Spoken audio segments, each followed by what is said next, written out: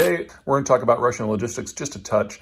It has now been 4.5 days since someone, undoubtedly the Ukrainians, did a bomb attack on the Kerch Strait Bridge, which is the bridge that connects the mainland of Russia to the southeastern point of the Crimean Peninsula.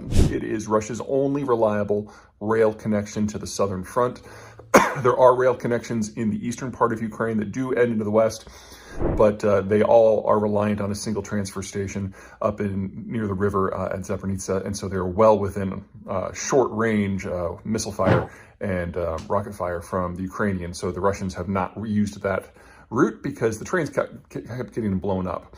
Kerch, however, is completely out of the range of almost all weapons that are in play in the theater. It's certainly everything the Ukrainians have.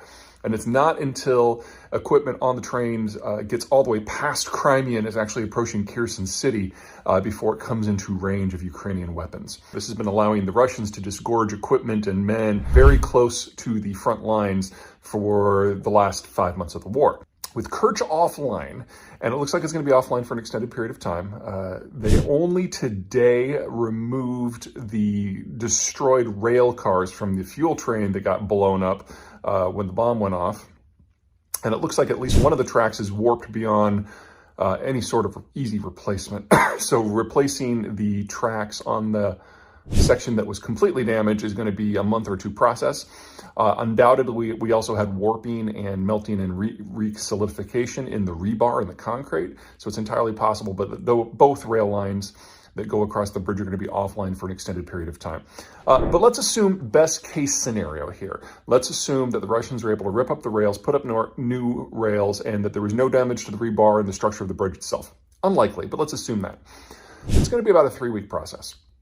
In that time, the Russians need to reroute logistics. Now, there is a 2-lane section of the Kerch Bridge that is still operational, so they can still move things by truck. And there is the option of ferries operating that can go to terminals. And then, of course, there's options of going through eastern and southern Ukraine direct as opposed to going through Crimea. But none of these are good options. There's all kinds of restrictions. Ammo, men, but fuel is by far the biggest one. Fuel is bulky and it takes up a lot of weight and space in any transport medium. And a single cistern car in a truck can transport more fuel than 3 of those giant liquids transport trucks that we see on American highways, which are not what the Russians use. They use ones that are about 1/3 that size. So you're talking about a 6-to-1 ratio just in terms of the volume. And of course, those trucks use an order of magnitude more fuel to move the stuff than a train would. So you're losing a lot on the way. There's also a distance issue.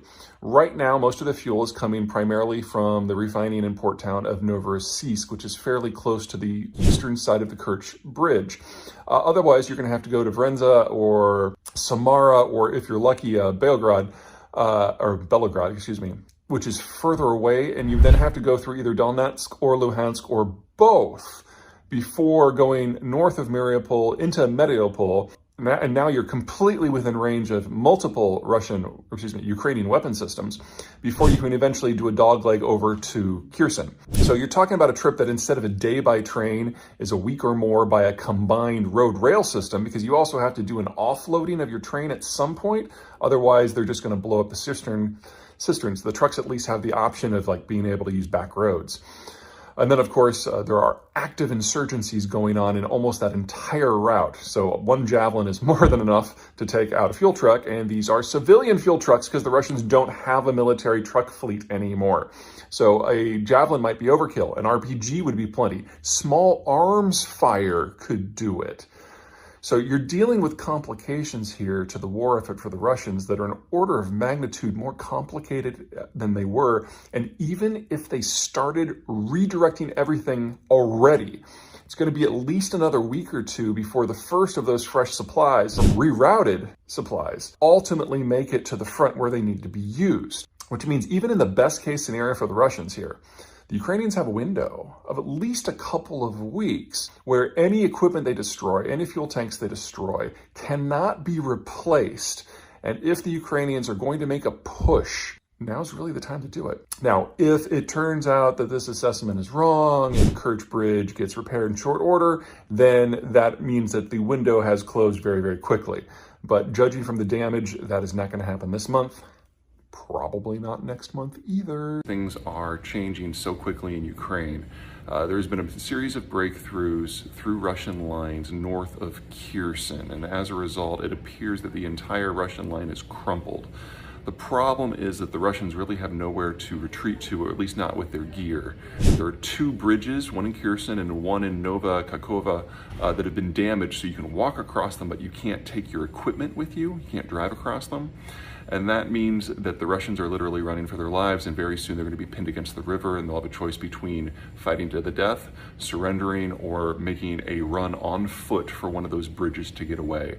Now, this would obviously be bad for the Russians in any circumstance, because this is the furthest that the Russians have gotten. Kherson is the only major city that the Russian advance has captured in 7 months. But there's an additional problem here. This is the greatest concentration of Russian forces, and it is the best troops that Russia has. So we're talking at something like 25,000 troops with the best equipment that the Russians have. And if they have to abandon that, it's a double whammy, because you're talking about the evisceration and destruction of their most capable armored and infantry and artillery formations, and the abandonment of the best equipment that they have to the Ukrainian forces. In terms of weapons transfers, this would be bigger than even what the Ukrainians got with their Kharkiv offensive and the capture of Izium last month, and it's also would be greater than everything that NATO has transferred to Ukraine so far. Now, I still believe that this is Russia's war to lose. The first year of all Russia's wars look a lot like this: bad training, bad coordination, poorly maintained equipment, and eventually they turn the corner. But if their most powerful formation